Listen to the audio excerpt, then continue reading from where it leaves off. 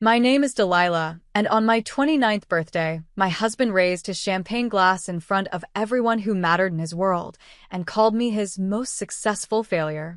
The room erupted in laughter while I sat there in my designer dress, the one he'd chosen, of course, smiling like the perfect corporate wife I'd trained myself to be. For 5 years, Daniel and his family had treated me like an expensive disappointment, a practice wife, someone whose father was just a strip mall accountant and whose dreams of investing were cute little hobbies. But as he finished his cruel toast that October night, he had no idea that the envelope I was about to slide across that candlelit table contained documents that would destroy his family's empire in exactly 48 hours. Sometimes the person you dismiss at the dinner table is secretly buying your chair out from under you. But before we move back to it, comment down your age and where you're watching from, and if this story resonates with you, hit that like button and subscribe for more stories about deception, betrayal, and finding the strength to reclaim your life. The morning light filtered through the gauze curtains of our bedroom, painting golden stripes across the Italian marble floor that Daniel had insisted we needed. I'd been awake for 20 minutes already, listening to the sound of his breathing, waiting for him to stir. Today was my 29th birthday, and some childish part of me still hoped he'd remembered, that he'd wake up with that boyish grin he used to wear when we first met, pull me close, and whisper something sweet against my ear. Instead, the alarm on his phone erupted at 6:30 sharp, and Daniel rolled out of bed without even glancing my way. I watched him pad across the room to his walk-in closet, his movements efficient and purposeful, like a man with somewhere important to be. The muscles in his back flexed as he pulled on his running gear. The same routine every morning, as predictable as the stock market reports he'd listened to through his AirPods. "Morning," I ventured, sitting up against the headboard. "Morning, Delilah." He didn't turn around. "I've got that Peterson meeting at 9, so I'll shower at the gym. Don't wait up for dinner either, networking thing at the club." The words hung in the air between us, unremarkable in their coldness. I waited a beat, then two, hoping he'd remember. Nothing. He grabbed his water bottle and headed for the door, then paused. For a moment, my heart lifted. "Oh," he said, snapping his fingers. "Happy birthday. There's something on the kitchen counter for you." And then he was gone, the echo of his footsteps on the stairs fading into silence. I found his gift easily enough, a hastily scrawled note on his monogrammed stationery. "Happy birthday, D. Dinner reservations at Le Bernardin, 8 p.m. Invite whoever." Daniel, the credit card he'd given me for household expenses, lay beside it, its silver surface catching the morning light. I traced my finger over the embossed letters of his name. Even the card I used bore his identity, not mine. The breakfast with his parents had been scheduled weeks ago, one of those mandatory family gatherings that appeared on our shared calendar like dental appointments. The Whitmore estate sprawled across 3 acres in Westchester, all manicured hedges and old money pretension.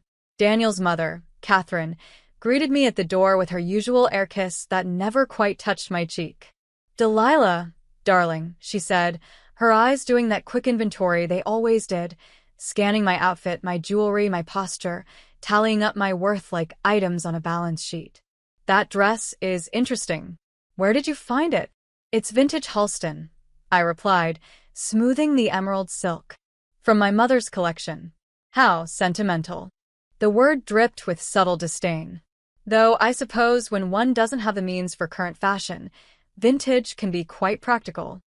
I bit the inside of my cheek, a trick I'd learned to keep my expression neutral. What Catherine didn't know, what none of them knew, was that I'd purchased that exact dress at a Sotheby's auction last month for $12,000. But I'd learned long ago that correcting the Whitmore's assumptions about my finances only led to more probing questions. Thomas Whitmore held court at the breakfast table, his Wall Street Journal folded precisely beside his plate. He barely looked up when I entered, just grunted his acknowledgement, and continued lecturing Daniel about market volatility and the softness of the younger generation. "The problem with young people today," he said, cutting into his Eggs Benedict with surgical precision, "is they think success should be handed to them. They don't understand that real wealth, real power, comes from grinding your opponents into dust." His eyes flicked to me. "No offense, Delilah, But women especially seem to think they can play in the big leagues without understanding the rules. None taken, I murmured, sipping my coffee. Black, no sugar. Catherine had once commented that cream and sugar were for people who couldn't afford good coffee, and I'd adapted accordingly. Daniel laughed, that sharp bark he developed since joining his father's firm. Delilah's been talking about taking some investment courses, he said, his tone making it sound like I'd suggested taking up finger painting. I told her to stick to her little hobbies. Maybe interior design or something more suitable. Very wise. Thomas nodded approvingly. A woman's worth is in what she brings to the table: beauty, grace, the ability to host. Leave the real business to those equipped for it. Catherine smiled her razor smile. Exactly. I've always said that the best investment a woman can make is in a good husband. Everything else is just playing dress up. I set my fork down carefully, the silver barely making a sound against the china. Actually, I've been doing quite well with my portfolio. The biotech positions I took last quarter are up 30%. The table went quiet. Daniel's face darkened. I'd broken the unspoken rule about discussing my personal finances. His family exchanged glances, the kind that said they were humoring me. How ambitious, Catherine finally said. Though I'm sure Daniel helps you with the real decisions. Men just have a natural instinct for these things. I wanted to tell her that my natural instinct had turned my father's modest life insurance payout into a 7-figure portfolio. That while Daniel was losing money on flashy ventures his golf buddies recommended, I'd been quietly building positions in companies that were about to explode. That the little hobby they mocked had made me financially independent 3 times over. Instead, I smiled and said, "Of course. Daniel's guidance is invaluable." Daniel reached over and squeezed my shoulder, not affectionately, but possessively, the way you might grip a dog's collar to keep it from barking. That's my girl. Knows her place. The rest of the breakfast passed in a blur of casual cruelties. Catherine mentioned how tired I looked, suggesting perhaps I should take better care of myself. Thomas made 3 separate comments about the importance of providing grandchildren before the clock runs out. Daniel's sister, Victoria, arrived late and immediately launched into a story about her friend's divorce, emphasizing how the wife had gotten greedy and ended up with nothing. As we were leaving, I overheard Thomas pull Daniel aside in the foyer. He didn't bother lowering his voice. Why would he? I was just furniture to them. The birthday dinner tonight, Thomas said. You're using it for the Morrison deal, right? Get him liquored up. Charm his wife. Already arranged, Daniel confirmed. Delilah won't even notice. She'll be too busy playing hostess. Good. And son? Maybe it's time to think about restructuring your personal situation. The prenup is ironclad, and frankly, you could do better. The Morrison girl is single, and her father owns half of Manhattan. Daniel's pause was brief. One thing at a time, Dad. Let me close this deal first. I slipped out to the car, my hands steady despite the rage building in my chest. In my purse, my phone buzzed with a notification from my broker. Another position had closed successfully. A small pharmaceutical company I'd researched for months had just gotten FDA approval. The profit would be enough to buy the Whitmore estate twice over. But they didn't need to know that. Not yet. The afternoon passed in a haze of preparations. Daniel had texted me a list of must-invite guests for the dinner. Notably missing were any of my actual friends. Instead, it was his business partners, his college buddies, his parents, and a handful of clients he was courting. My birthday had become another networking opportunity, another stage for the Daniel Whitmore show. I dressed carefully for the dinner, choosing a black cocktail dress that was elegant but understated. Anything too striking would earn Catherine's disapproval. Too plain would embarrass Daniel. The diamond earrings he'd given me for our anniversary caught the light as I turned my head, examining myself in the mirror. Beautiful, expensive, and ultimately meaningless, rather like our marriage had become. The car arrived at 7:30, and I slid into the back seat with my purse clutched carefully in my lap. Inside, tucked between my lipstick and compact, was an envelope that had arrived by courier that morning. Legal documents, dense with legalese, bearing official seals and notarized signatures. My lawyer had outdone herself. Everything was perfectly, devastatingly legitimate.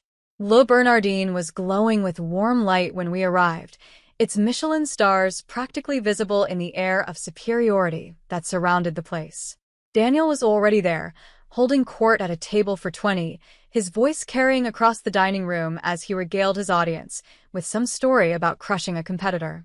"There she is," he announced as I approached, not standing to greet me. The birthday girl, fashionably late as always. "Traffic," I murmured, though I'd actually been sitting in the car for 5 minutes, gathering my courage. The table was a who's who of Daniel's world. Chuck Morrison sat to his right, the real estate mogul whose deal Daniel was so desperate to close.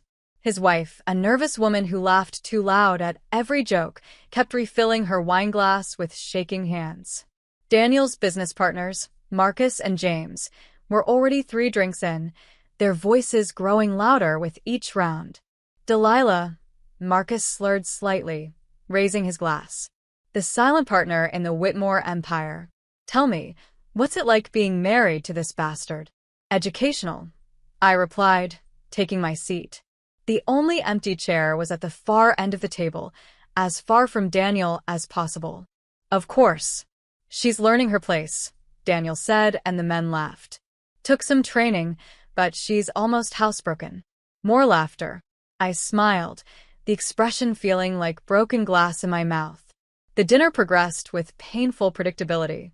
Daniel dominated every conversation, his voice growing more bombastic with each drink. His parents arrived fashionably late, Catherine making a show of air-kissing everyone while commenting on the quaint restaurant choice. Thomas immediately began grilling Chuck Morrison about his latest development project. "You know," Chuck said, gesturing with his fork, "I admire what you've built here, Whitmore. A man needs a strong foundation, good family, obedient wife, loyal partners. That's real success."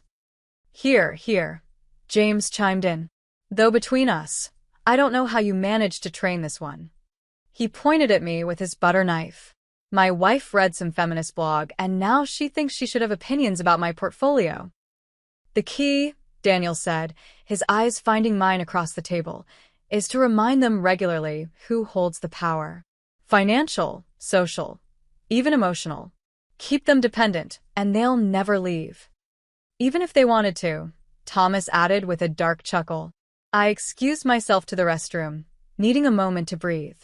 In the mirror, I looked exactly like what they saw, a pretty accessory, expensively dressed but ultimately worthless beyond decoration. The woman staring back at me had hollow eyes and a practiced smile. But behind that facade, I felt the weight of the envelope in my purse like a loaded gun. When I returned to the table, our entrees had arrived. Daniel was mid-story, something about a hostile takeover he'd orchestrated. And the best part, he was saying, was the look on his face when he realized I'd bought up all his debt. One phone call to the banks, and his whole life crumbled. That's real power, holding someone's future in your hands and choosing to crush it. "Brutal," Chuck approved. "That's why I want you on this Morrison deal. You've got the killer instinct." Catherine leaned toward Victoria, her stage whisper deliberately audible. "This is why breeding matters, darling. You can't teach this kind of strength, it's inherited." "Unlike some qualities," Victoria replied, looking directly at me. "Desperation, for instance. You can smell it across a room." The waiter appeared at my elbow, refilling my water glass. As he leaned in, he whispered, "The scholarship program you funded changed my daughter's life, Mrs. Whitmore." "Thank you." I blinked, startled. I'd been so careful to keep my charitable giving anonymous. "I think you're mistaken." "No mistake," he said quietly. "The foundation told us who our angel was. My daughter starts medical school next month because of you." Daniel's voice cut across the moment. "What's the help bothering you about, Delilah? This is a Michelin restaurant, not a charity case." "Just thanking me for the recommendation I gave his daughter." I lied smoothly. "For university." "How middle-class of you," Catherine sniffed. "Really, Delilah, we must discuss appropriate boundaries with the help." The dessert course was being prepared when Daniel stood, his champagne glass catching the light. The conversation died down as he tapped his ring against the crystal, the sharp sound cutting through the restaurant's ambient noise. "Ladies and gentlemen," he began, his voice carrying that particular tone of self-satisfaction that I'd grown to despise. "I'd like to propose a toast." The table turned toward him expectantly. Chuck Morrison pulled out his phone to record. Apparently, Daniel's toasts were legendary in their circles. I felt my stomach tighten, some primitive instinct warning me of danger. "Today," Daniel continued, "we celebrate my wife's birthday. 29 years old, though she'll probably claim 25. Polite laughter rippled around the table. I maintained my smile. When I met Delilah 5 years ago, she was, how should I put this? Raw material. Unformed. A girl from nowhere special, with nothing special to offer except a pretty face and a desperate need to matter. The laughter grew uncomfortable. A few people glanced at me, then away. I kept my eyes on Daniel, my expression carefully neutral. "But I saw potential," he went on, warming to his theme. "The same way a sculptor sees a statue in a block of marble. It just needs someone with vision and the right tools to chip away everything that doesn't belong." Thomas raised his glass in approval. "Well said, son." 5 years of marriage, Daniel continued, and I'm proud to say she's become exactly what I envisioned. The perfect corporate wife, beautiful, silent, and just smart enough to know her place, but not smart enough to question it. Marcus barked out a laugh. "Harsh, Whitmore." "Honest," Daniel corrected. "You see, Delilah came to this marriage with nothing. No family money, no connections, no real education worth mentioning. Her father was what, an accountant? The kind who does taxes at a strip mall? And her mother sold department store makeup. Hardly the pedigree we're accustomed to." Each word was a calculated cut, designed to humiliate. The other diners at nearby tables were starting to notice, their conversations trailing off as Daniel's voice grew louder. "But I'm a generous man," he continued. "I gave her everything, this lifestyle, these clothes, access to our circles. And what has she done with it? Played at being an investor with her little Robinhood account. Pretended to understand business when she can barely balance a checkbook. It's actually endearing, in a pathetic sort of way." "Daniel," Chuck Morrison said quietly, "maybe ease up." No, Daniel waved him off. "She needs to hear this. It's for her own good. You see, Delilah has this fantasy that she's more than what she is. She thinks those online courses she takes mean something. She thinks managing her little trust fund from Daddy's life insurance makes her Gordon Gekko. But the truth is..." He paused for effect, his eyes finding mine across the table. "The truth is, she's my most successful failure. I've spent 5 years trying to make something of her, and all I've managed to create is a very expensive disappointment. So here's to you, darling." He raised his glass high. "To my little project, still unfinished, still a failure, but at least decorative enough to justify the investment. Happy birthday, Delilah.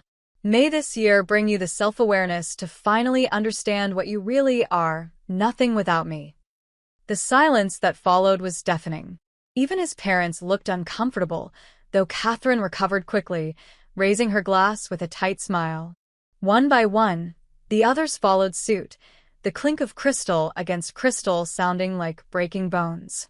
I stood slowly, my own glass in hand. The envelope in my purse seemed to pulse with possibility.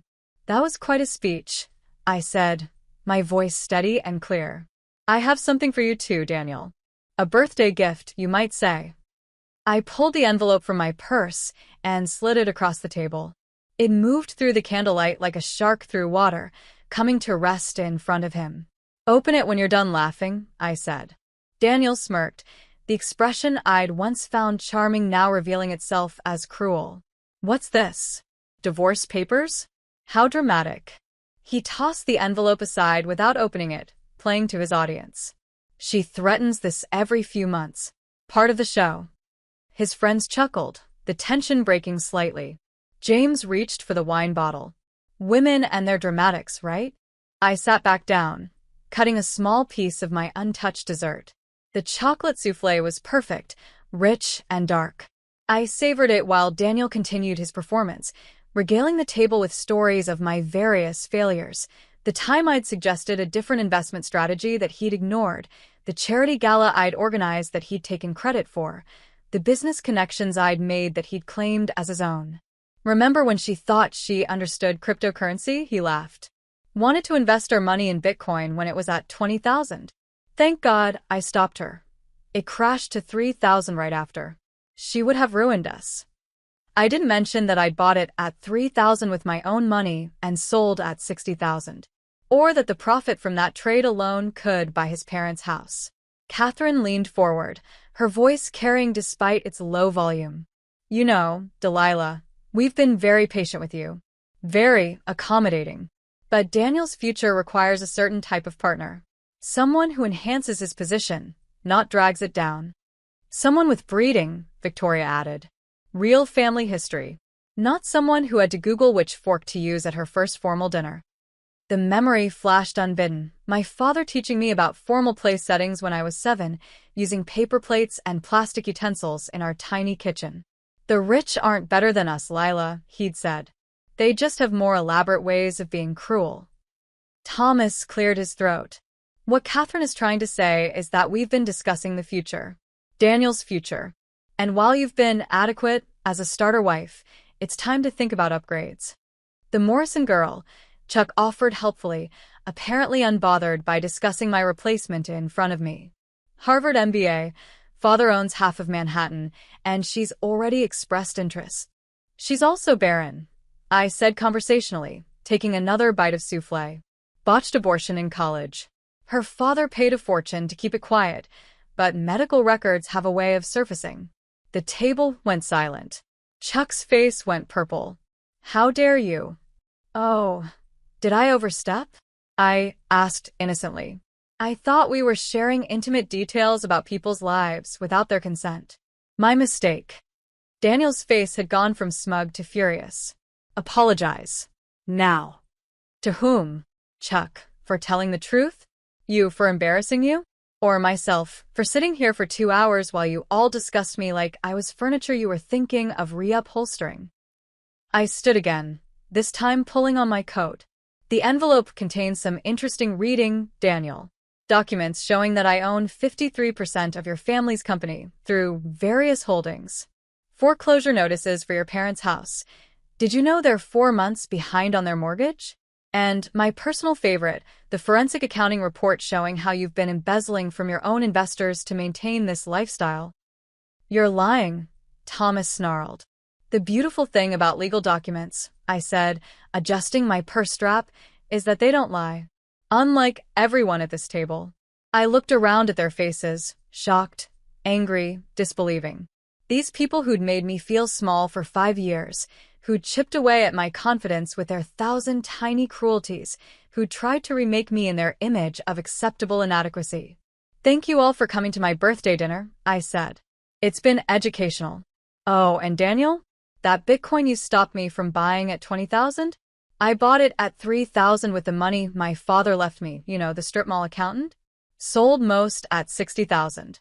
The profit from that little Robinhood account is what I used to buy your family's debt. I paused at the edge of their stunned silence. I may be a project, Daniel, but I'm not yours. I'm my own creation. And starting tomorrow, your family empire becomes my reconstruction project. Happy birthday to me. I walked through the restaurant with my head high, leaving behind the sound of Daniel's voice rising in panic as he finally opened the envelope. By the time I reached the door, I could hear the shouting starting, Thomas demanding to see the papers, Catherine's shrill voice cutting through the chaos, Chuck Morrison's heavy footsteps as he left, deal clearly dead. The waiter, the one whose daughter I'd helped, held the door for me. Thank you, he said quietly. For everything. Thank you, I replied, meaning it. For reminding me who I really am. Outside, the October air was sharp and clean. I pulled out my phone to check the time, 11:47 p.m. 13 minutes left of my birthday. 13 minutes left of being the woman they'd tried to make me. At midnight, I would become something else entirely. Something they'd never seen coming, because they'd been too busy looking at their own reflections to notice the shark swimming beneath their boat. As I slid into the waiting car, my phone buzzed with messages. Bankers confirming transfers. Lawyers confirming filings. The machinery of revenge I'd set in motion months ago, clicking into place with beautiful precision. But the last message made me smile. It was from an unknown number, but I recognized the tone. "This is Victoria. I'm not going to pretend we were friends, but I wanted you to know I recorded the whole dinner. Everything they said. If you need it for court, it's yours." They destroyed my trust fund to pay for Daniel's mistakes. Time they learned what that feels like. Happy birthday, Delilah. Make them burn.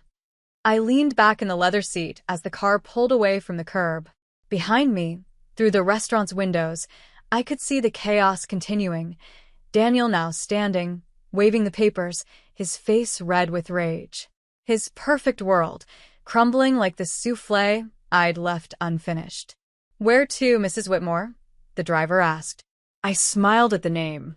By tomorrow, I'd be changing it back to my maiden name, Delilah Cross. My father's daughter. The strip mall accountant's legacy. "The St. Regis," I said. "I have a suite reserved. Under Cross." As we drove through the city, I thought about the morning. Daniel would wake up to find the locks changed on his office. His parents would be served with eviction notices. The investors he'd been stealing from would receive detailed reports of where their money had really gone. But that was tomorrow's symphony of destruction. Tonight, on the last minutes of my birthday, I was simply Delilah, not his wife, not their disappointment, not anyone's project. I was the architect of their downfall. And I was just getting started.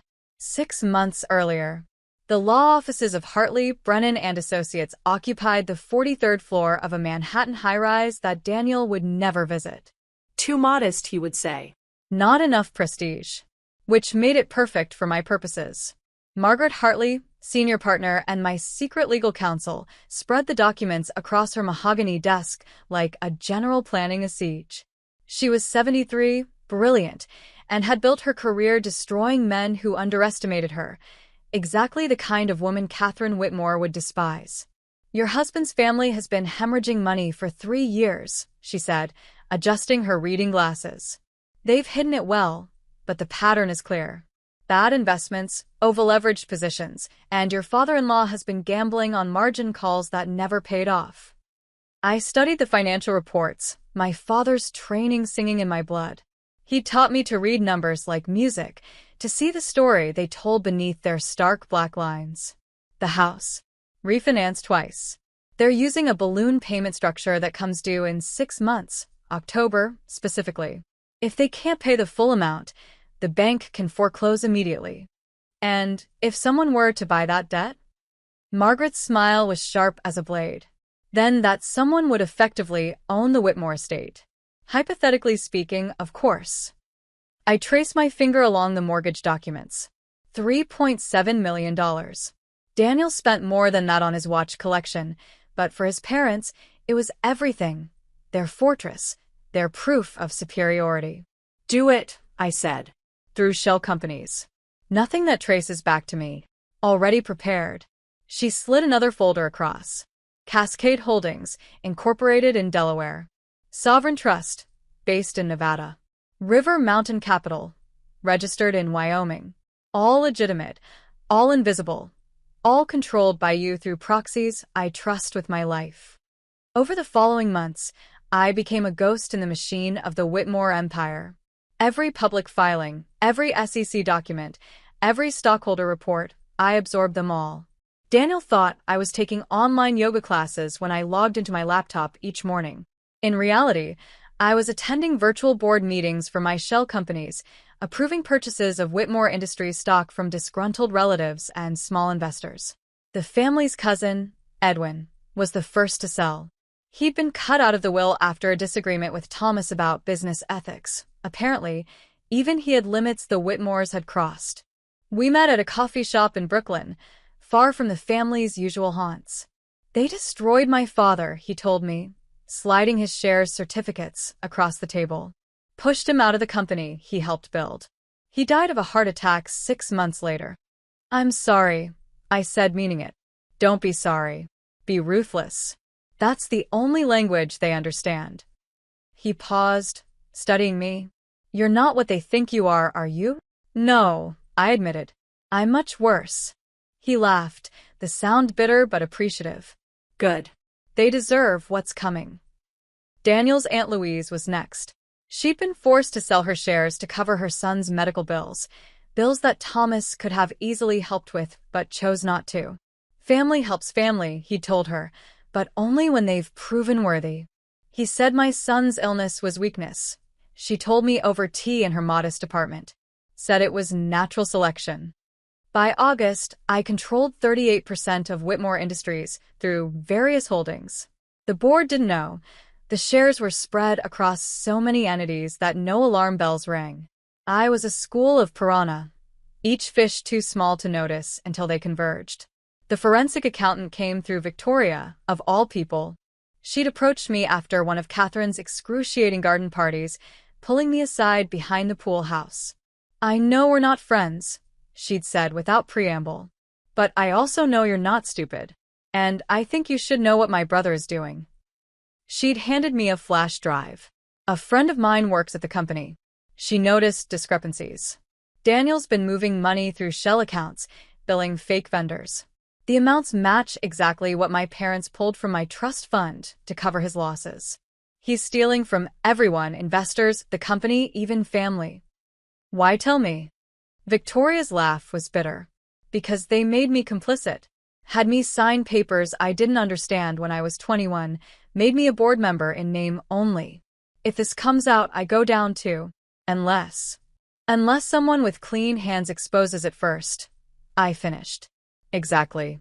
The forensic accountant she connected me with was named Mara Chin, a small woman with an FBI background and a grudge against white-collar criminals who thought they were untouchable. She worked out of a small office in Chinatown, surrounded by boxes of files and multiple computer monitors. Your husband is not a smart criminal, she told me after 2 weeks of investigation. He's just been lucky. The invoices are obvious forgeries if anyone bothers to look. The shell companies all link back to a single Cayman Islands account in his name. He didn't even try to hide it properly. How much? $8 million and counting. Mostly from investors in the Morrison development deal. He's been promising returns on a project that doesn't exist, using new investor money to pay off old ones. Classic Ponzi structure. I sat with that information for a moment, feeling the weight of it. This wasn't just about marital cruelty anymore. This was criminal. Federal charges criminal. Document everything, I said. Every transaction, every forged signature, every fake invoice. Make it airtight. The foreclosure papers were the final piece.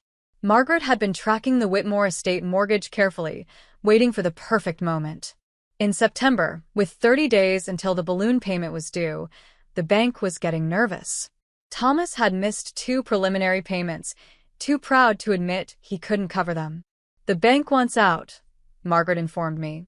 They're willing to sell the debt at a discount to avoid the hassle of foreclosure. How much? $2.9 million for a $3.7 million debt. They just want it off their books. I thought about the Bitcoin sales, the quiet investments that had multiplied, the inheritance from my father that I'd turned into a fortune while pretending to be a decorative wife. Do it. The purchase went through on September 25th, one day before my birthday. The bank was relieved. The Whitmores were oblivious. And I held their ancestral home in my hands like a grenade, with the pin pulled. The night before my birthday, I sat in my home office, the one Daniel called my craft room, and reviewed everything. The stockholder agreements, the forensic reports, the foreclosure notices, the evidence of embezzlement. 5 years of marriage reduced to paper and numbers, each document a nail in the coffin of the Whitmore empire. My phone buzzed. A text from an unknown number that I recognized as Mara's burner phone. Found something else. Daniel pledged the same collateral to 2 different lenders. That's federal fraud. FBI-level fraud. Are you sure you want to proceed? I thought about that morning 5 years ago, when Daniel had proposed. How he'd gotten down on one knee in front of his entire family at their 4th of July party, making sure everyone saw him choosing me. How Catherine had pulled me aside afterward and said, "Don't get too comfortable. Women like you are practice wives." Enjoy it while it lasts. I texted back. Proceed. Present day, October 15th, my birthday. The morning of my birthday had started with such small disappointments, but I'd known what was coming. Every humiliation, every dismissive comment, every cruel joke, they were all just fuel for the fire I was about to light. As I sat at that dinner table, listening to Daniel's toast, feeling the eyes of his friends and family dissecting me, I thought about my father. He died when I was 22, just before I met Daniel. A heart attack at his desk, working late to help a client who couldn't afford a big firm. The strip mall accountant, as Daniel called him, who'd built his whole life on helping ordinary people navigate a system designed to crush them. Never let them see you coming, Lila, he'd told me once. The powerful only fall when they're looking the wrong way. I'd been looking the wrong way for 5 years. Or so they thought. The waiter, Miguel, I'd learned his name, had been serving the Whitmore family at various restaurants for a decade. Always invisible to them, just another pair of hands bringing their food. But I'd noticed him that first year, seen how his hands shook when Thomas berated him for a wine selection, how Catherine would complain about him to managers just because she could. I'd tracked him down, learned about his daughter's academic brilliance and financial struggles. The scholarship I'd funded through an anonymous foundation had changed her trajectory. Pre-med at Columbia, full ride, a future that didn't involve serving cruel rich people who didn't see her father's humanity. It was Miguel who'd given me the idea for the public revelation. They treat us like we're not here, he'd said when I'd met him to discuss the scholarship. Like we're furniture. But we see everything. We know all their secrets. And now, at this birthday dinner that was supposed to be another humiliation, another reminder of my worthlessness, all those secrets were about to spill across the table like the wine Thomas had just knocked over while grabbing for the envelope. The document fell open, pages spreading across the white tablecloth like blood on snow. Thomas's face went from red to white as he read, his hands beginning to shake.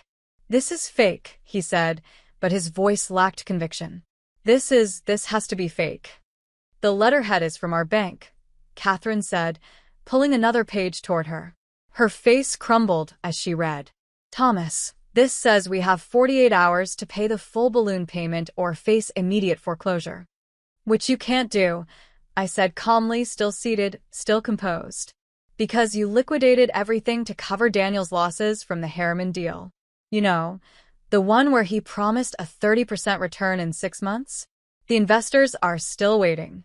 Chuck Morrison had gone very quiet, his face pale. "The Harriman deal, Daniel, you said that was fully funded." "It was," Daniel protested, but sweat was beading on his forehead. "It just needs more time." "Time you don't have," I interrupted. I pulled out my phone, showing them an email timestamp. 40 minutes ago, Cascade Holdings, that's me, officially called in the debt. You have until midnight Sunday to pay in full, or the house transfers to me Monday morning. You can't. Thomas stood, his chair scraping back. You don't have that kind of money. You're nobody. You're nothing. You're the woman who bought Bitcoin at $3,000 after your son mocked me for wanting to buy it at $20,000. The woman who invested in 7 biotech companies while you all thought I was playing with pretend money. The woman who's been slowly, carefully, methodically buying every available share of Whitmore Industries while you were too busy congratulating yourselves to notice. I stood then, pulling another document from my purse. This is a record of shareholdings as of market close today. Cascade Holdings, 12%. Sovereign Trust, 15%. River Mountain Capital, 11%. Various smaller entities. I trailed off, letting them do the math. That's... James had gone pale. That's 53%. Controlling interest, I confirmed. As of Monday morning, I call an emergency board meeting. First item, full forensic audit going back 5 years. Second item, Daniel's immediate termination pending investigation of embezzlement. Embezzlement. Marcus laughed nervously. That's ridiculous. Daniel would never. I pulled out Mara's report, thick as a phone book. Would you like to see the invoices for Pinnacle Consulting? Orion Development Group? Phoenix Rising Ventures? All companies that don't exist except on paper, all paid millions for services never rendered, all traced back to accounts controlled by Daniel. Daniel lunged for the report, but I pulled it back. Copies have already been sent to the SEC, the FBI, and the District Attorney's Office. They'll be unsealed Monday morning unless... Unless what? Daniel's voice was strangled. Unless you all sit down, shut up, and listen to exactly how this is going to go. The restaurant had gone silent around us. Other diners were openly staring now, the drama at our table more compelling than their Michelin-starred meals. A server approached tentatively, but Miguel intercepted him, whispering something that made him retreat. "You can't do this." Catherine's voice had lost all its cultured polish. "This is extortion. This is business." I cut her off. "Isn't that what you always said, Thomas? That real power comes from grinding your opponents into dust? Consider this your grinding." I remained standing, my glass of champagne untouched in front of me. The bubbles rose lazily to the surface, each one catching the light like a tiny explosion. "Let me explain what happens next," I said, my voice carrying clearly through the hushed restaurant. Option 1. You cooperate fully. Sign over your remaining shares, submit to a full audit, and accept the consequences of Daniel's crimes. In return, I don't pursue criminal charges for the family members who are genuinely unaware. You'll lose the house, the company, most of your assets, but you might avoid prison. Prison. Victoria's voice was small. She'd been silent until now, watching the destruction unfold. "Did you really think Daniel was smart enough to hide embezzlement on his own?" I looked at Thomas. Who taught him to create shell companies? Who introduced him to the Cayman Islands banker? Who co-signed the fraudulent loan applications? Thomas's face went gray. He sat down heavily, his hand clutching his chest. Option 2, I continued. You fight. You hire lawyers, you challenge everything, you try to discredit me. And I release everything. Not just the financial crimes, everything. The affair with the Morrison nanny, Catherine. Yes, I know about that. The sexual harassment settlements Thomas has been paying for 20 years. The DUI Daniel killed someone in that you paid to make disappear. Every single secret. How? Daniel whispered. How do you know? Because you taught me, darling. You taught me that information is power, that money buys silence, that everyone has a price. So, I found the prices. The nanny was happy to talk for $50,000 and a green card. Your father's victims were eager to share their stories once they knew someone was listening. And the family of that teenager you killed? They've been waiting 15 years for justice. I picked up my champagne glass, raising it slightly. So, a toast seems appropriate, don't you think? No one moved. The entire table sat frozen, like figures in a tableau of destruction. To the Whitmore family, I said, my voice clear and carrying. May you find in bankruptcy the humility you never found in wealth.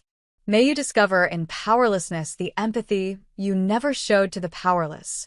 And may you learn, finally and forever, that the people you step on while climbing your ladder of success are the same ones who'll saw through the rungs when you're at the top. I took a sip of champagne. It tasted like victory. This is insane. Daniel stood, his chair falling backward. You're insane. I'll have you committed. With what authority? I asked calmly. The prenup you insisted on? The one that gives you no claim to any assets I brought into the marriage or acquired independently. The same one that specifically states that neither party can make medical decisions for the other? You really should have read what you signed, Daniel. I'll divorce you. I'll destroy you in court. Please do. I have Victoria's recording of tonight's dinner. Thank you for that, by the way. I nodded to his sister, who looked startled. Your whole toast about how I'm nothing, how I'm a failure, how you tried to train me. I'm sure the judge will find it illuminating. Margaret Hartley chose that moment to enter the restaurant. 73 years old, wearing a simple black suit that probably cost more than most people's cars, she commanded attention just by existing. She walked to our table with measured steps, carrying a leather briefcase. Mrs. Cross, she said, deliberately using my maiden name. I have the emergency injunction you requested. Asset freeze on all Whitmore accounts, effective immediately pending investigation. You can't freeze our accounts. Catherine shrieked. We have bills, we have. You have 48 hours to present a financial hardship case to the court, Margaret replied coolly. Though given the 3 luxury cars, 2 boats, and $6 million art collection in your names, I doubt you'll qualify. She pulled more documents from her briefcase, setting them in front of Daniel. Separation agreement. Sign it, and Mrs. Cross won't pursue charges for marital asset fraud. Yes, we know about the accounts you hid. Don't sign it, and she'll take everything the prenup doesn't protect. Which is everything, I added helpfully, since all your assets are either stolen or leveraged against debts you can't pay. Chuck Morrison stood abruptly. I need to make some calls. He looked at Daniel with undisguised disgust. The Harriman deal. You used my name to attract investors. My reputation. Chuck, wait. Daniel started, but Morrison was already walking away, his phone pressed to his ear. One by one, the others began to leave. Marcus muttered something about needing to review his contracts with Whitmore Industries. James simply walked out without a word. The other guests, the ones who'd laughed at Daniel's toast, scattered like roaches when the lights come on. Soon, it was just the Whitmore family, Margaret, and me. There has to be another way, Thomas said, his voice broken. The house, it's been in our family for 70 years. And it's been leveraged to the hilt for the last 10. I replied. You could have sold it, downsized, lived within your means. But that would have meant admitting you weren't as wealthy as you pretended. So instead, you mortgaged your legacy for the appearance of success. What do you want? Catherine asked. Really? What do you want from us? I thought about it, really considered the question. What did I want? Revenge? I was already getting that. Their money? I had more than enough of my own. Their respect? That ship had sailed and sunk. I want you to know how it feels, I said finally. To be dismissed. To be humiliated. To have your worth questioned every single day. To be told you're nothing, you're nobody. You're a disappointment. I want you to taste, just once, the bitter meal you've been serving others your entire lives. I pulled one more document from my purse. This is a listing agreement. The house goes on the market Monday unless you can pay the full balloon payment by Sunday midnight. The proceeds will establish a foundation for financial abuse victims, people whose spouses controlled them through money, isolated them, destroyed their self-worth. You can't sell our house. Thomas tried to stand again, but his legs wouldn't support him. It's not your house anymore, I reminded him. It's mine, just like the company is mine. Just like Daniel's future is mine to destroy or salvage. I looked at my soon-to-be ex-husband. He'd gone quiet, his face cycling through emotions, rage, fear, disbelief, and finally, a dawning realization. You planned this, he said slowly. For how long? Since the day your mother told me I was a practice wife. Since your father said women don't understand real business. Since you laughed when I suggested investing in Tesla early, then took credit when you did it yourself a year later. Since every single moment you and your family made me feel small. Victoria spoke up, her voice stronger now. The offers to buy my shares, that was you? Every generous offer that came your way in the last 6 months, I confirmed. I knew you needed the money after they drained your trust fund. I also knew you were the only one in this family with enough conscience to keep the evidence of what Daniel was doing. You used me. I gave you 3 times market value for shares in a company that's about to be worthless once the embezzlement comes out. You're the only one walking away from this with money in your pocket. You're welcome. Victoria actually smiled slightly. You know, I never liked you, but I respect the hell out of this. Daniel, Thomas wheezed, do something. Fix this. But Daniel was staring at me like he'd never seen me before. Maybe he hadn't. For 5 years, he'd seen what he expected, a pretty girl from a middle-class family who should be grateful for his attention. He'd never seen the woman who'd stayed up until 3 a.m. studying market reports, who'd learned 3 programming languages to understand fintech, who'd built a network of allies among all the people he'd ignored or insulted. There's nothing to fix, Daniel said quietly. She owns us. Smart boy, I said. Now, here's what's going to happen. Margaret has incorporation documents for the new Whitmore Industries, soon to be Cross Technologies. Every employee keeps their job except you, Daniel. Every ethical vendor gets paid in full. Every investor who is genuinely deceived gets their money back. The only people who lose are the ones sitting at this table. Where will we go? Catherine whispered. If you take the house. I've arranged a rental, I said. A nice 2-bedroom apartment in Queens. The landlord is someone Thomas foreclosed on 15 years ago. Remember the Hendersons? They lost everything when you called in their loan early. They're willing to rent to you, though. They believe in second chances. The irony wasn't lost on any of them. I pushed back from the table, gathering my things. Oh, one more thing. The waiter you've been ignoring all night? Miguel? His daughter just got into Harvard Medical School. The scholarship that made it possible came from dividends on investments I made with money you thought I was too stupid to manage. She's going to be a doctor, saving lives, while your son is going to be lucky to avoid federal prison. I looked around the table one last time. I spent 5 years sitting at tables like this, listening to you talk about breeding and pedigree and natural superiority. But here's what you never understood. Money doesn't make you superior. It just amplifies who you already are. And you? I gestured to all of them. You're small, petty, cruel people who happen to inherit wealth. Take away the money, and what's left? Silence. Nothing. I answered my own question. Just like you always said I was. Margaret gathered the signed documents. Daniel had signed the separation agreement with shaking hands. Thomas had signed the asset transfer papers while Catherine wept and placed them in her briefcase. We'll file these first thing Monday morning, she said. I'd advise you all to seek individual counsel. This is no longer a family matter. It's a criminal investigation. As we walked toward the door, Daniel called out, Delilah. I turned. Was any of it real? He asked. Did you ever love me? I considered the question. I loved who I thought you were. But that person never existed. Did he? You were always exactly this. Cruel, entitled, hollow. I just finally stopped pretending otherwise. So this was all revenge? No, I said. This was justice.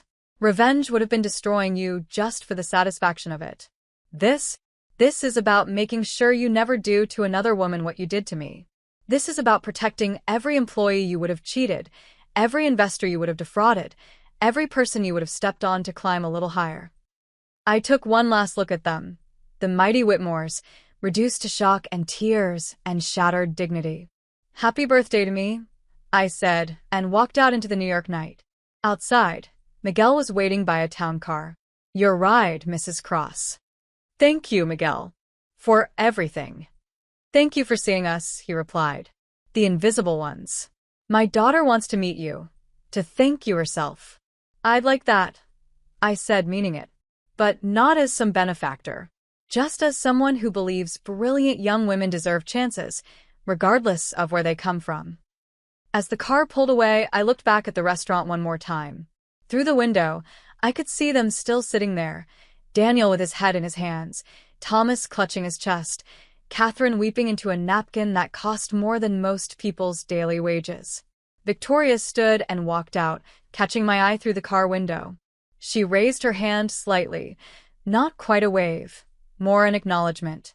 A recognition between women who'd both been trapped by that family in different ways. My phone buzzed with messages. Bankers confirming the asset freezes. The forensic team confirming they'd received cooperation agreements from 3 former employees. The FBI confirming they'd opened a preliminary investigation. But the last message was the one that mattered. It was from my lawyer at Hartley, Brennan and Associates. Not Margaret, but her junior partner, a young woman named Sarah who'd grown up in the Bronx and graduated first in her class at Yale. The foundation papers are ready for your signature. The Whitmore estate sale will fund financial literacy programs for abuse victims for the next decade. Their house of cards will become a house of hope. I smiled, leaning back in the leather seats. 5 years ago, Daniel had stood in front of his family and slipped a ring on my finger, claiming me as his property, his project, his pretty failure. Tonight, I'd taken that ring off and left it on the table next to the divorce papers. Tomorrow it would be sold, the proceeds going to the same foundation. The Whitmore men had built their empire on the backs of people they considered beneath them. They'd climbed their ladder of success by stepping on everyone they saw as less than. They just never counted on one of those people learning to climb faster, smarter, and with receipts for every rung of the ladder they'd corrupted. The city lights blurred past the window as we drove toward the St. Regis, toward my suite, toward my future. Behind me, the Whitmore empire crumbled into dust, its foundation revealed to be nothing more than arrogance and air. And ahead? Ahead was everything they said I'd never have: power, purpose, and the absolute certainty that I'd never again let anyone tell me what I was worth. The clock on my phone showed 11:58 p.m. 2 minutes left of the worst birthday of my life. 2 minutes until I turned 29 for real, not as Mrs. Daniel Whitmore, but as Delilah Cross, my father's daughter, my own woman, and the architect of the most beautiful destruction Manhattan society had ever seen. At exactly midnight, my phone lit up with one final notification. A text from a number I didn't recognize. "My name is Jennifer Morrison, Chuck's daughter. The one Daniel wanted to upgrade to. I just wanted you to know, I never would have touched him. I've been watching you for years, admiring how you handled yourself with grace despite their cruelty. Tonight, you showed every woman in that room that we don't have to shrink ourselves to fit their expectations. Thank you for the lesson. Happy birthday, Ms. Cross. You've earned everything that's coming to you, and they've earned everything that's coming to them." I closed my eyes, feeling something I hadn't felt in 5 years. Free. The St. Regis suite was everything the Whitmore mansion pretended to be: genuinely luxurious without desperation, elegant without ostentation. I stood at the floor-to-ceiling windows, watching Manhattan glitter below, my phone buzzing relentlessly on the marble counter behind me. 47 missed calls from Daniel, 23 from Thomas, 18 from Catherine, even 12 from Victoria, though hers I might actually return. It was 12:23 a.m., officially October 16th, 23 minutes into my 29th year, and the Whitmore empire was hemorrhaging in real time. The first call I answered was from Margaret Hartley. "They're in the lobby," she said without preamble. "Daniel and his father. Hotel security has them contained, but they're making a scene. Let me guess, threatening legal action? Among other things. Daniel's claiming you're mentally unstable, that you've stolen corporate documents, that this is all an elaborate breakdown. His father is name-dropping every judge he knows." I smiled, walking to the suites bar and pouring myself a glass of the Macallan 25 I'd ordered. "Send them up, Delilah. Send them up, Margaret. But have security stay close. And make sure you're recording everything." 5 minutes later, the doorbell chimed. I opened it to find Daniel and Thomas, both disheveled, both reeking of desperation and scotch. Daniel's perfect hair was mussed, his Hermes tie askew. Thomas's face had gone from red to an unhealthy purple. "You calculating bitch," Daniel started, pushing past me into the suite. "Please come in," I said dryly, closing the door. "Make yourselves comfortable. Though not too comfortable, checkout is at noon." "This is kidnapping," Thomas wheezed, dropping onto the cream sofa, "holding our assets hostage." "It's a foreclosure," I corrected, sitting across from them in a wingback chair. "You know about those, Thomas. You've initiated enough of them. Remember the Petersons? The Chens? The Williams family with the disabled daughter? You called it natural market correction when you took their homes. That was business. So is this." Daniel paced to the window, his hands clenched. "The Morrison deal, Chuck's pulling out. He's telling everyone I'm a fraud. My reputation is accurately reflecting your character for the first time," I finished. "Novel experience for you, I'm sure." He spun to face me. "I'll destroy you. I'll tell everyone you're insane, that you seduced me for my money, that what? That you married a woman smarter than you? That your wife quietly outperformed your entire portfolio while you were bragging about deals that didn't exist? That the nobody from nowhere built an empire while you were stealing from yours." My phone rang. Margaret again. "Speaker," she said when I answered. You'll want them to hear this. Go ahead. The Wall Street Journal just posted a breaking news alert. Whitmore Industries under federal investigation for embezzlement. The stock will crater at market open. Thomas made it sound like a wounded animal. Our shareholders will be protected under my restructuring plan, I said. Except for you, of course. Your shares will be liquidated to pay restitution. I need to call our lawyer, Daniel said, pulling out his phone. Richard Brennan? He was disbarred 6 months ago for ethics violations. I know because I reported him to the Bar Association after discovering he was helping you forge documents. Or did you mean Patrick Stevenson? He dropped you as clients about. I checked my watch 18 minutes ago when the FBI served him with a subpoena. The doorbell rang again. This time it was Catherine and Victoria, both in hastily thrown-on clothes.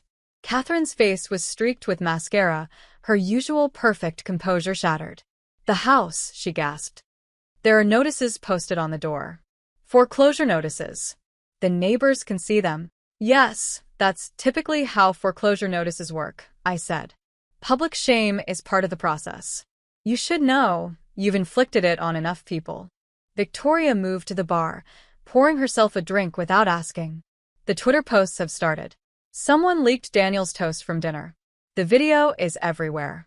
Daniel grabbed her phone, his face draining as he watched himself on the screen, his voice tinny through the speakers. My most successful failure, still unfinished, still a failure. 2 million views in an hour, Victoria noted. The comments are colorful. Lots of creative suggestions for where you can stick your superiority complex. You did this. Catherine pointed at me, her fingers shaking. You leaked it. Actually, I didn't. That would be. I checked my phone. Rebecca Morrison, Chuck's wife. Apparently, she's been recording Daniel's misogynistic rants for years, waiting for the right moment. Your toast was the final straw. My phone buzzed with a text. I read it and couldn't help but smile. What? Daniel demanded. What now? Your Centurion card was just declined at the Four Seasons bar. Apparently, American Express doesn't extend credit to people under federal investigation. This is impossible, Thomas muttered, his head in his hands. 70 years of building this family's reputation. Built on what? I asked. Seriously, Thomas, what did you actually build? Your father made the fortune legitimately, from what I can tell. You've spent 40 years losing it while pretending you were growing it. Leveraging assets, borrowing against borrowing, shell games with debt. You're not a dynasty. You're a house of cards in a suit from Savile Row. The hotel phone rang. I answered it, listened, then handed it to Daniel. It's for you. Someone named Alexei. Daniel's face went white. He took the phone with a trembling hand. Alexei, I can explain. His voice cut off as he listened. That's not. You can't, please, the payment is coming. He hung up slowly. Russian investors? I guessed. The ones you promised 30% returns in 6 months? They don't strike me as the patient type. You don't understand, Daniel said quietly. These people, they don't just take you to court. They break legs? Concrete shoes? How cinematically tragic for you. I stood, refilling my drink. Maybe you should have thought about that before taking their money for a project that never existed. Help us, Catherine said suddenly. The words seemed to physically pain her. Please. You've made your point. You've won. Just help us. Why would I do that? Because you're not cruel, Victoria said quietly. Everyone turned to look at her. I've watched you for 5 years, Delilah. You had every reason to be cruel, and you never were. Until tonight. This isn't cruelty, I said. This is consequence. There's a difference. Margaret's voice came through my phone again. The FBI is at the Whitmore estate. They have a warrant. Catherine let out a sob. Thomas stood abruptly, swaying slightly. I need to get there. My documents, your fraudulent contracts? Your second set of books? The hard drives you thought you destroyed but actually just moved to the pool house closet? I pulled up a photo on my phone. These documents? The image showed boxes of papers and hard drives, all labeled with FBI evidence tags. How long? Daniel asked, his voice hollow. How long have you been planning this? Since the moment I realized you'd never see me as an equal. Since your mother called me a practice wife. Since your father said women don't understand real business. But the real question is, how long have you been planning to discard me? Silence. That's what I thought. Victoria, you want to tell them, or should I? Victoria took a long sip of her drink. Daniel's been moving assets to the Caymans for 18 months. He has divorce papers drawn up, dated for November 1st. The plan was to file right after the Morrison deal closed. Victoria. Catherine gasped. You knew. I know everything, Victoria said bitterly. I know about Dad's gambling debts. I know about your affair with a tennis instructor. Oh, you thought that was secret? She laughed at Catherine's expression. I know Daniel killed someone in that DUI. I know because I've been keeping records. Insurance, I called it. You treacherous little, Thomas started. Careful, I warned. Victoria's the only one of you with clean hands. Mostly clean, anyway. She's also the only one I'm willing to help. What do you mean? Victoria asked. I handed her an envelope. Incorporation papers for a new company. Whitmore Consulting, you keep the name, but it's yours. Clean start, initial funding of $2 million, and a client list of people who respected your grandfather, not your father. Why? Victoria's voice was thick with unshed tears. Because you tried to warn me, even when we weren't friends. Because you kept evidence of their crimes. Because out of this entire family, you're the only one who ever showed a moment of genuine humanity. This is bribery, Thomas snarled. Turning our own family. This is salvation. I corrected. Victoria gets a life raft. The rest of you get to swim. My phone rang. A number I didn't recognize. Hello. Mrs. Cross. The voice was male, official. This is Special Agent David Kim with the FBI Financial Crimes Division. We've reviewed the documents your attorney provided. We'll need Daniel Whitmore to come in for questioning first thing Monday morning. He's right here, I said. Would you like to speak with him? Daniel backed away from the phone like it was a snake. That won't be necessary, Agent Kim said. But Mrs. Cross? The level of detail in your documentation. Have you ever considered consulting for the FBI? We could use someone with your forensic financial skills. I'll think about it, I said, ending the call. The room was silent except for Catherine's quiet crying. There's a car waiting downstairs, I said. It will take you to the house. You have until dawn to gather your personal belongings, clothes, family photos, nothing of monetary value. The FBI will supervise. After that, the locks change. Where will we go? Catherine whispered. I told you. There's an apartment in Queens. We can't live in Queens. Thomas roared. Do you have any idea who we are? Yes, I said simply. You're broke.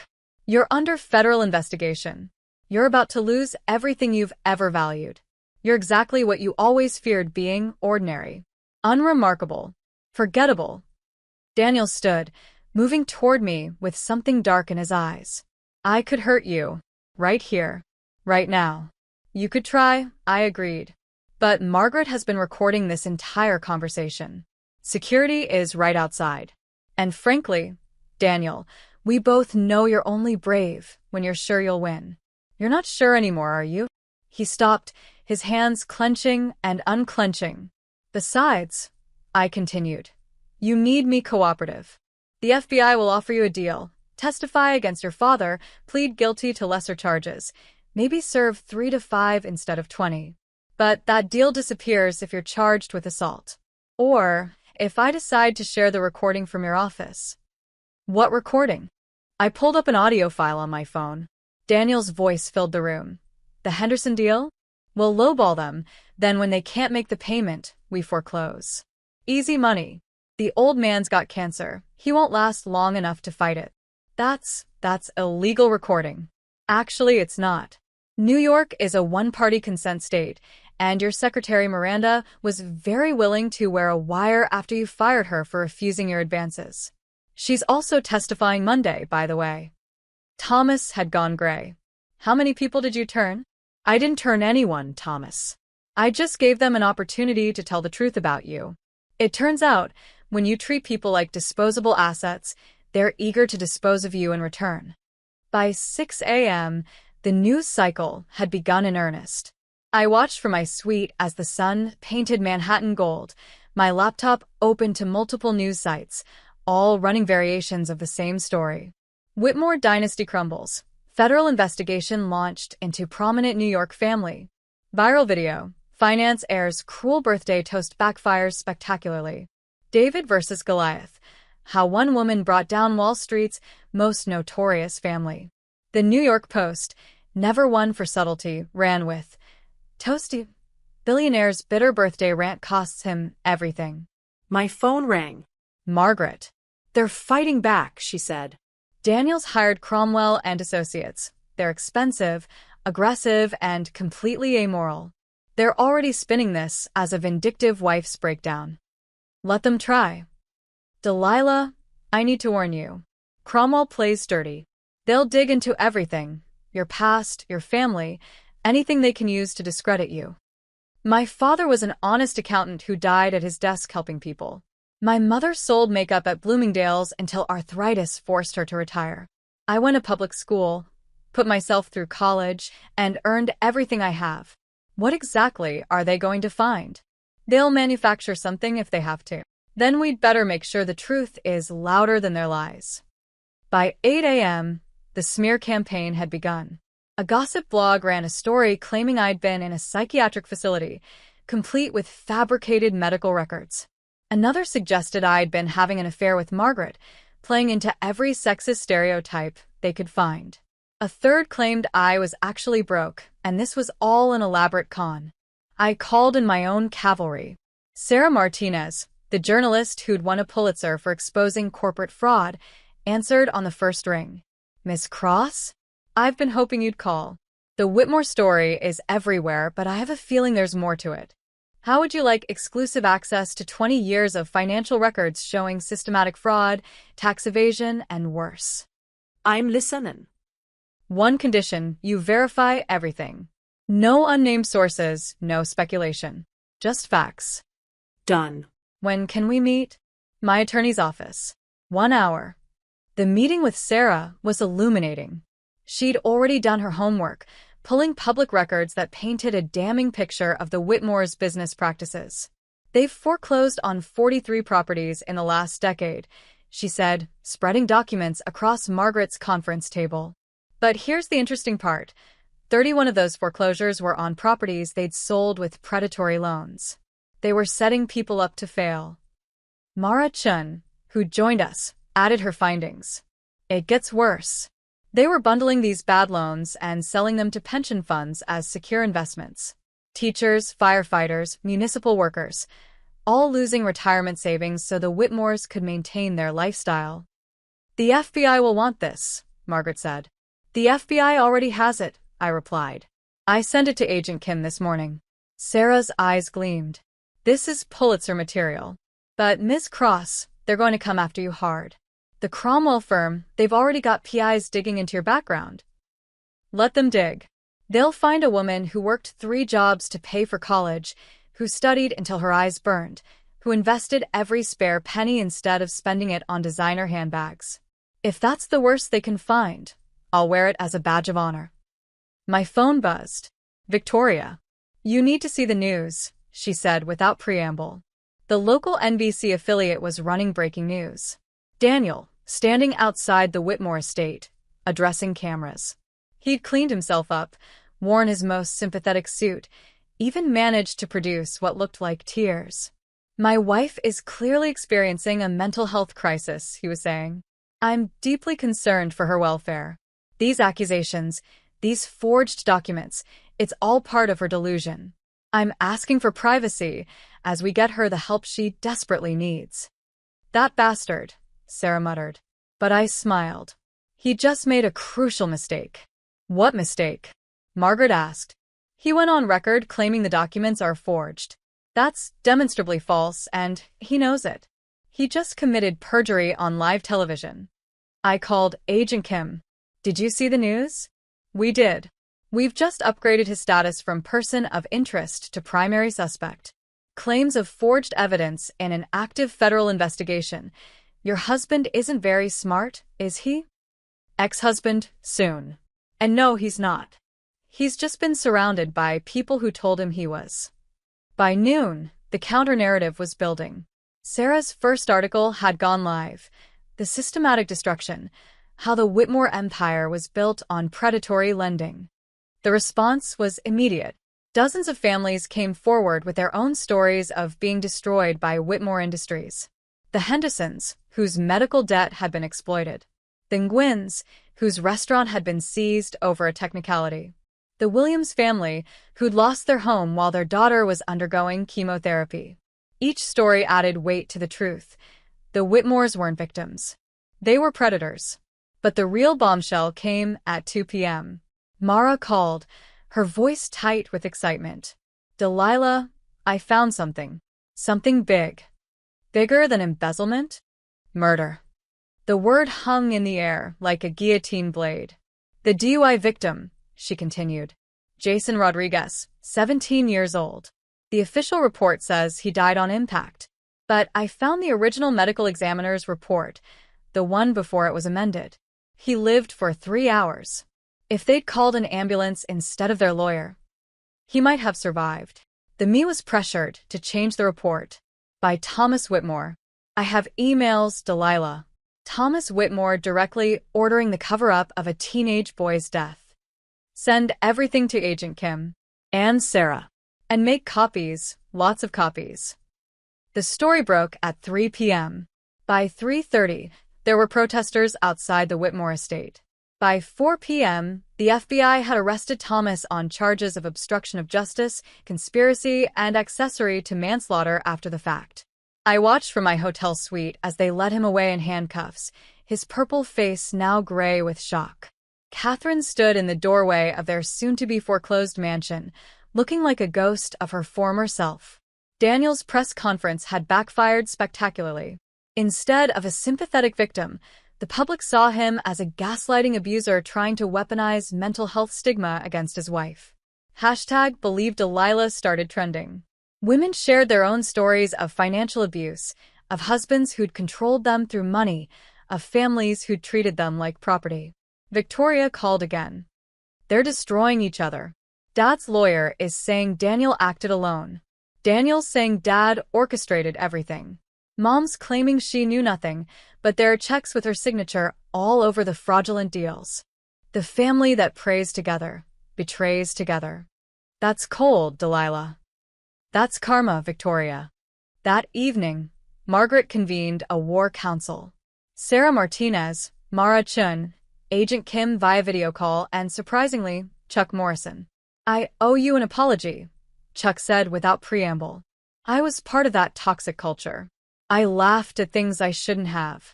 I stayed silent when I should have spoken. If you'll let me, I'd like to help. Why? Because my daughter Rebecca, you remember, the one Daniel wanted to upgrade to? She told me if I didn't make this right, I'd lose her forever. And frankly, Mrs. Cross, she's the only thing in my life worth saving. What are you offering? Testimony. Documents. 40 years of insider knowledge about the Whitmore's crimes. And a $10 million donation to your foundation for financial abuse victims. I studied him. Chuck Morrison, real estate mogul, embodiment of old boys club privilege, but also a father who loved his daughter enough to change. Make it $20 million and you have a deal. Done. Sarah was typing furiously on her laptop. The Times wants to run a feature. The woman who brought down Wall Street's worst family. Front page Sunday edition. No, I said. Everyone looked at me in surprise. Not the woman who brought down. Make it the women. Plural. This isn't just my story. It's Miranda's, who recorded Daniel's sexual harassment. It's Rebecca Morrison's, who exposed the misogyny. It's Victoria's, who kept the evidence.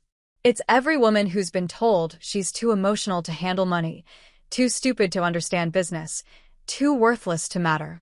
Sarah smiled. The women who brought down Wall Street's worst family. I like it better. Agent Kim cleared his throat on the video call. Ms. Cross, we've finished our preliminary review. The evidence you've provided will likely result in a combined 300 years of prison sentences across all defendants. This is one of the most comprehensive financial fraud cases we've ever seen. And the victims? The families they destroyed. The asset forfeiture will create a restitution fund. Every family they defrauded will be made whole, with interest. Good. After everyone left, I stood at the window again, watching the city transition from day to night. My phone had been buzzing with interview requests, book deal offers, movie rights inquiries. I ignored them all. Victoria arrived at 10 p.m., carrying a bottle of wine and looking exhausted. They're all turning on each other, she said, pouring 2 glasses. Dad's blaming Daniel, Daniel's blaming Dad, Mom's playing victim. The lawyers are circling like vultures. And you?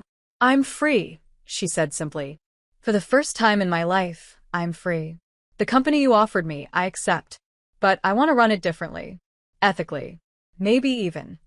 She paused, helpfully. That's the only way to run it. We drank in silence for a while. Can I ask you something? Victoria said. When did you really decide to do this? Was it one moment or a gradual thing? I thought about it. It was death by 1,000 cuts, but the killing blow? Your mother's Christmas party 2 years ago. She introduced me to someone as Daniel's current wife. Not his wife. His current wife. Like I was a placeholder, a temporary fixture until the real thing came along. She was wrong. No, I said. She was right. I was temporary. I was never meant to last in their world. The difference is neither were they. They just didn't know it yet. Victoria raised her glass. To temporary things ending permanently. To permanent changes from temporary women. We clinked glasses as the city sparkled below, a million lights bearing witness to the end of an empire and the birth of something better. My phone lit up with one final message of the night. From Jason Rodriguez's mother. Thank you for giving my son justice. The Whitmores took everything from us. Our son, our hope, our faith in the system. You gave us back our faith. You proved that sometimes Goliath really does fall. I typed back. Your son's memory is what brings them down. His truth, finally told. The Jason Rodriguez Foundation for Traffic Victims will be funded in perpetuity from the Whitmore estate sale. His name will help others long after theirs is forgotten. The clock showed 11:47 p.m. In 13 minutes, it would be October 17th. 2 days since my birthday, since Daniel's toast, since I'd stopped pretending to be small. The Whitmores had built their empire on the belief that some people mattered and others didn't. That breeding and bank accounts determined worth. That cruelty was strength and kindness was weakness. They were wrong about everything. Especially about me. Monday, October 19th, 9 a.m. The Whitmore Industries boardroom occupied the entire 52nd floor, its glass walls offering panoramic views of Manhattan. I'd been here exactly once before, 5 years ago, when Daniel had brought me to show off his kingdom. I'd stood quietly while he'd pointed out his father's portrait, the mahogany table that had been his grandfather's, the carefully curated displays of power and permanence. Now I walked in as majority shareholder, and the kingdom was mine to dismantle. The board members were already assembled, 12 faces ranging from nervous to hostile. I recognized most of them. Cronies of Thomas's, golf buddies who'd rubber-stamped every fraudulent deal, men who'd gotten rich by looking the other way. At the far end of the table sat Daniel, flanked by 2 lawyers from Cromwell and Associates. His face was gaunt, 3 days of crisis having carved away his golden boy veneer. To his right, Thomas's empty chair seemed to loom. He was currently in federal custody, bail denied as a flight risk. I took my place at the head of the table, Margaret Hartley to my right, Marachin to my left. Behind me, Sarah Martinez sat in the observer section, her recorder visible, her presence a reminder that everything said here would be public record. This emergency session is called to order, I said, my voice carrying clearly through the room. As majority shareholder with 53% ownership, I move for immediate votes on the following items. This is illegal. One of Daniel's lawyers interrupted. Our client contests the legitimacy of those shares. Your client, Margaret said smoothly, signed off on every single share transfer as CEO. His signature is on the approval documents, unless he'd like to admit to negligence in his fiduciary duties. The lawyer fell silent. First item, I continued. Immediate termination of Daniel Whitmore as CEO, pending criminal investigation. You can't, Daniel started. I can. I am. All in favor. My shares counted as automatic yes. 3 other board members, seeing which way the wind was blowing, raised their hands. Gerald Morrison, Chuck's brother, was the surprising fourth. Motion carries. Security will escort Mr. Whitmore out after this meeting. Second item. Full forensic audit of all company finances, going back 10 years. That's a witch hunt. Daniel's other lawyer protested. No, I said, pulling up Mara's preliminary report on the screen behind me. This is a witch hunt. The screen filled with evidence, forged invoices, shell companies, fraudulent transfers. Gasps echoed around the table as board members realized their own signatures were on some of these documents. Every person in this room is potentially implicated, I said calmly. The FBI has copies of everything. Your choice is simple. Cooperate with the audit and potentially receive leniency, or fight it and definitely face prosecution. This is extortion, Daniel snarled. This is exactly what you did to the Morrison family 2 years ago, I replied. To the Hendersons 3 years ago. To the Nguyen's 5 years ago. You called it aggressive negotiation. How does it feel from the other side? Victoria entered the room then, not as a family member, but as a witness. She carried a box of documents and a laptop. I've been keeping records, she announced to the room. Every illegal deal, every forged document, every bribe. 7 years of evidence, all verified, all copied, all submitted to federal authorities this morning. You traitorous. Daniel lunged toward his sister, but security stepped forward, restraining him. I learned from the best, Victoria said coldly. You taught me that family loyalty only matters when it's profitable. Well, brother dear, you're no longer profitable. She opened her laptop, projecting an email onto the screen. This is from Daniel to our father, dated 6 months ago. Subject line. Delilah problem. Should I read it aloud? Daniel's face went white. Don't. The wife is getting too curious. Asking questions about the Morrison funds. Might need to implement the Baker Protocol. Victoria looked up. For those unfamiliar, the Baker Protocol was their code for destroying someone financially and personally. They'd used it on 6 former partners who'd asked inconvenient questions. That's taken out of context. Daniel protested. Here's context, Victoria continued, clicking to another email. From father to Daniel. Agreed. Start moving assets offshore. File divorce papers November 1st. Make sure she gets nothing. If she fights, we have Dr. Kelman ready to testify about her instability. Dr. Kelman doesn't exist. Mara interjected. We checked. They were going to hire an actor to play a psychiatrist. The room erupted. Board members shouted over each other, some demanding lawyers, others trying to leave. I let the chaos build for a moment, then stood. Enough. The room quieted. Here's what happens now. The company undergoes complete restructuring. Every executive will be reviewed. Every deal will be audited. Every victim will be compensated. Those who cooperate fully might avoid prosecution. Those who don't. I gestured to Daniel. Well, you can share a cell block with the Whitmores. Gerald Morrison stood. I motioned to remove all Whitmore family members from any position within the company, effective immediately. Seconded, said Patricia Huang, the only female board member besides myself. All in favor? Every hand raised except Daniel's. Motion carries. Third item. Appointment of interim CEO.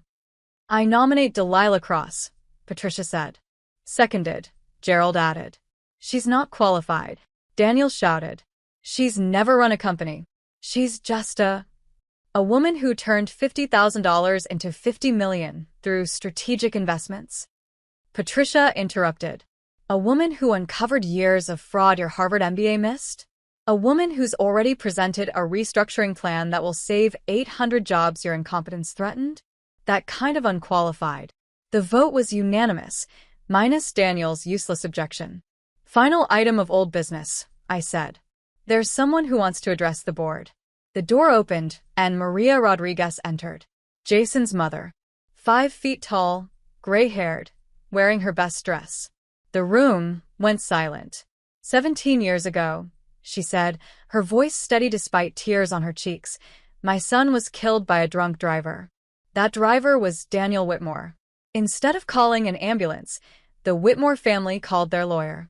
My boy bled out on the side of the road while they worried about their reputation. She looked directly at Daniel.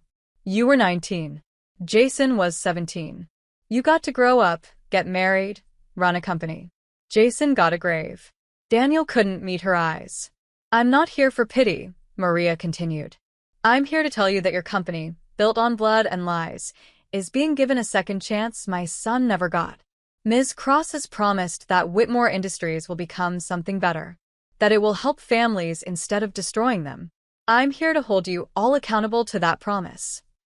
She placed a photo on the table, Jason in his basketball uniform, smiling.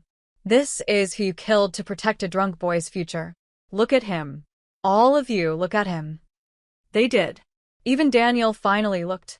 Ms. Cross has established the Jason Rodriguez Foundation with the sale proceeds from the Whitmore estate. It will provide legal aid to victims of vehicular violence, support to families destroyed by drunk drivers, and lobby for stricter penalties for those who flee accident scenes. Maria's voice grew stronger. My son's name will save lives. That's his revenge. Not destroying you, but becoming everything you're not. Helpful, meaningful, remembered for good. She walked out, leaving Jason's photo on the table. The silence that followed was deafening. Meeting adjourned, I said quietly. As security escorted Daniel out, he turned back one last time. This isn't over. Yes, I said simply, it is. 6 months later, the former Whitmore estate had been transformed into the Cross Foundation Center for Financial Justice. I stood in what had been Catherine's pristine sitting room, now a legal aid clinic where families facing foreclosure could get free help. The irony wasn't lost on anyone. Through the window, I could see the grounds where Thomas had once hosted his power broker gatherings. Now it was a community garden, tended by families who'd lost their homes to predatory lending. The Hendersons had a plot where Catherine's rose garden used to be. The Nguyen's grew vegetables where the tennis court had stood. Ms. Cross. A young woman appeared in the doorway. Natalie, Miguel's daughter, now in her second year at Harvard Medical School. She volunteered here on weekends, helping families navigate medical debt. Victoria Whitmore is here. Victoria looked different. 6 months of running her own ethical consulting firm had replaced her brittle privilege with something more genuine. She'd cut her hair, traded designer suits for simple elegance, and, most surprisingly, smiled like she meant it. The quarterly reports, she said, handing me a folder. Whitmore Consulting has helped 40 small businesses restructure their debt. All ethically, all legally, all successfully. And, personally, I'm in therapy. Actual therapy, not the kind where you pay someone to agree with you. Turns out, growing up in that family left some scars. We walked through the center together, past the room where financial literacy classes were held, past the legal aid office where Miranda, Daniel's former secretary, now helped other harassment victims build cases. Have you heard from them? Victoria asked. Your mother sends letters. I don't open them. Your father's lawyer sends threats. Margaret files them under evidence of continued harassment. And Daniel is serving 5 to 7 in minimum security, Victoria finished. I know. He writes to me too. Still blaming everyone but himself. We stopped at the portrait wall, not of the Whitmores, but of the families they destroyed and who were now rebuilding. The Hendersons had reopened their hardware store. The Nguyen's restaurant was thriving. The Williams family had started a foundation for families dealing with childhood cancer. Do you ever regret it? Victoria asked. The total destruction? I regret that it was necessary, I said. I regret 5 years of my life spent with someone incapable of seeing me as human. But the destruction? No. Some things need to burn completely before something better can grow. My phone buzzed. Sarah Martinez, now working on a book about financial abuse in marriage. The Times review is in, she said without preamble. Your story, our story, is being called essential reading for every woman who's been told she's not enough. The book's already in its third printing. And the proceeds? All going to the foundation as agreed. We've raised $8 million so far. After she hung up, Victoria and I walked to the center's main conference room. 20 women sat around the table, all survivors of financial abuse, all learning to rebuild. Today's session was on investment strategies. Ladies, I said, taking my place at the head of the table, the same chair Thomas had once occupied when this was his boardroom. Let's talk about compound interest. Not just in money, but in justice. How small actions, consistently taken, can topple empires. One woman raised her hand. My husband says I'm too stupid to understand the stock market. My ex-husband said the same thing. I replied. He's now in federal prison while I run his former company. Let's start with proving him wrong about you, too. That evening, I returned to my apartment, not the St. Regis suite, but a modest place in Brooklyn with a view of the bridge. My real home, purchased with my own money, in my own name. There was one last letter to write. Daniel, your mother asks if I forgive you. Your father demands I drop the civil suits. Your lawyers insist this was all a misunderstanding. Here's what I understand. You had every opportunity to see me as a partner, an equal, a human being with value beyond decoration. You chose not to. You taught me that power corrupts, that wealth insulates, that cruelty can be called tradition if enough people practice it. Those were valuable lessons, though not the ones you intended. You're serving 5 to 7 years. In that time, 800 families will receive free financial counseling through the foundation built with your family's money. 300 women will leave abusive marriages with full legal support. 1,000 children will receive scholarships that would have been your inheritance. Your family name, which you valued above everything, will become synonymous with fraud, cruelty, and downfall. My father's name, the strip mall accountant you mocked, will be on the building that teaches financial literacy to thousands. You asked if any of it was real. Here's the truth. I loved who I thought you were. But that person was my own projection, my hope that somewhere under the arrogance was a human being worth loving. I was wrong. This isn't forgiveness. It's closure. The woman you tried to diminish has become everything you feared, powerful, independent, and completely indifferent to your opinion. Don't write again. Delilah Cross, never really Whitmore. I sealed the letter, the last communication I would ever have with him. My phone rang. Chuck Morrison. The foundation's gala next week, he said. My daughter wants to know if she can speak. She has something to say about second chances. Of course. It's about rebuilding, not just revenge. Delilah, thank you for showing us who we really were, and for giving some of us the chance to become better. After the call, I stood at my window, watching the city lights.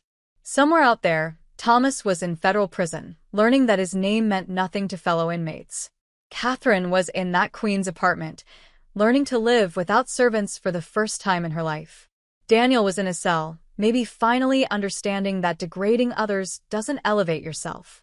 And somewhere else, the Hendersons were having dinner in their reopened store. The Nguyen's were celebrating their daughter's college acceptance. Maria Rodriguez was visiting Jason's grave with news that his foundation had just saved its 100th life. My phone buzzed one last time. A text from an unknown number. This is Amy Patterson. You don't know me, but I saw your story on the news.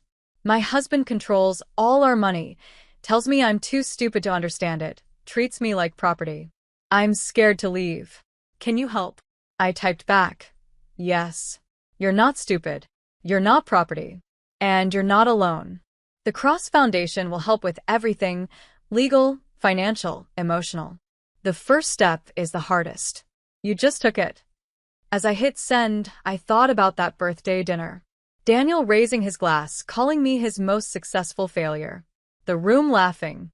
Me, sitting silent, the envelope hidden in my purse. He was wrong about one thing.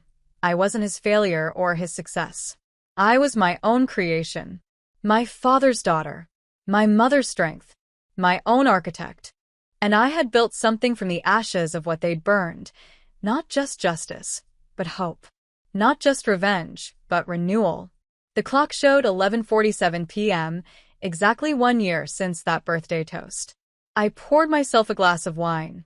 Good wine, that I'd chosen and paid for myself. Happy birthday, Delilah, I said to my reflection. Here's to the year you stopped being small. In the distance, the city hummed with life. Somewhere, another woman was being told she was nothing. Somewhere else, she was starting to suspect that was a lie. The Cross Foundation would be there when she was ready to prove it.